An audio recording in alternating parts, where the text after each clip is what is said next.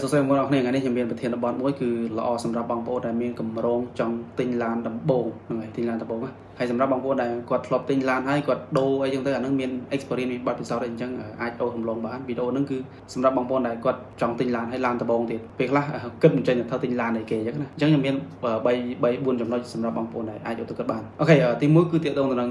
budget បងប្អូនថាមើល budget ខ្លួនឯងថាបងប្អូនមាន budget ប៉ុណ្ណាអញ្ចឹងទៅអញ្ចឹងឧទាហរណ៍បើសិនជាមាន budget ចន្លោះពី 20,000 ទៅ 30,000 អញ្ចឹងណាអញ្ចឹងបងប្អូនអាចដឹងហើយថាតើនៅក្នុងចន្លោះ budget មួយហ្នឹងមានឡានអីគេខ្លះមានប្រភេទឡានអីខ្លះអញ្ចឹងបងប្អូនអាចស្វែងយល់បន្ថែមពីឡានទាំងអស់នោះមួយទៀតគឺទាក់ទងទៅនឹង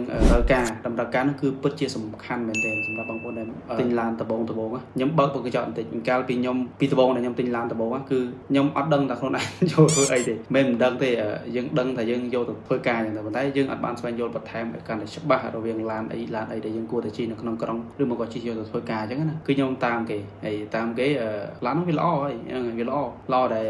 ថាបានណែនាំពីអ្នកដែលយើងស្គាល់អញ្ចឹងណាគាត់ណែនាំថាអូខេឡាននឹងល្អស្អាតពេញនិយមហើយជិះទៅលយអញ្ចឹងទៅឧទាហរណ៍អញ្ចឹងណា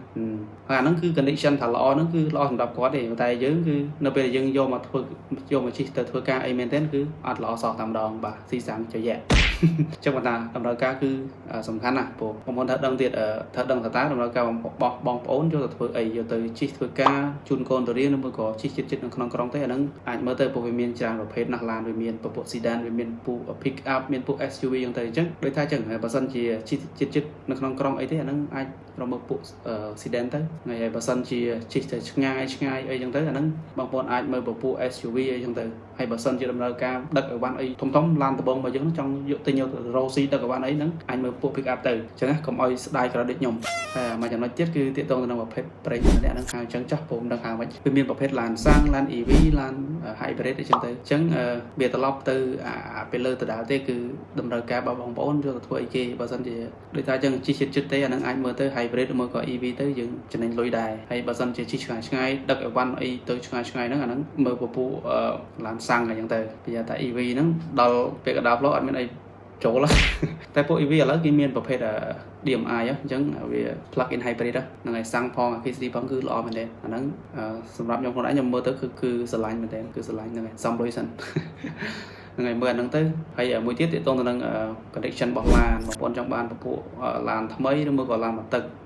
ឡានថ្មីឥឡូវហ្នឹងចន្លោះលុយត្រឹម 20,000 ទៅ 30,000 សម្បូរមែនទេសម្បូរឡានហ្នឹងហើយសម្បូរមែនទេឃើញគឺនេះហ្មងស្បែកក្នុងការរើសប៉ុន្តែត្រូវមើលទៀតបើសិនជាយកល្អ condition កន្លែងហ្នឹងបើសម្រាប់ខ្ញុំហ្មងបើដំបងបងប្អូនអាចយកឡានថ្មីគឺល្អហ្មងអានេះបើសម្រាប់ខ្ញុំណាព្រោះបើសិនជាឡានមកទឹកយើងថ្មីយើង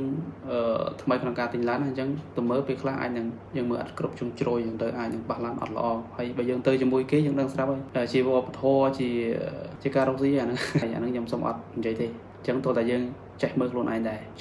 របានយើងអាចនិយាយបានអញ្ចឹងឡានថ្មីល្អបំផុតហើយគេមានធានាមានអីចឹងទៅហើយបើយើងនិយាយពីឡានដែល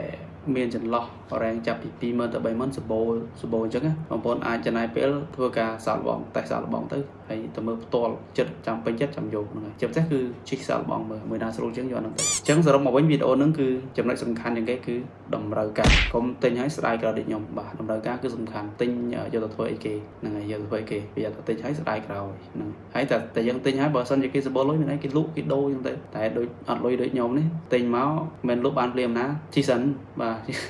ជិះសិនតោះតានេះបានយើងអាចដូរបានអញ្ចឹងណាអូខេអញ្ចឹងវីដេអូមួយហ្នឹងគឺមានតែប៉ុណ្្នឹងទេអាចជាខ្លីប៉ុន្តែខ្ញុំគិតថាបើសិនជាបងប្អូនគិតឲ្យដល់គឺមានប្រយោជន៍ហ្នឹងហើយ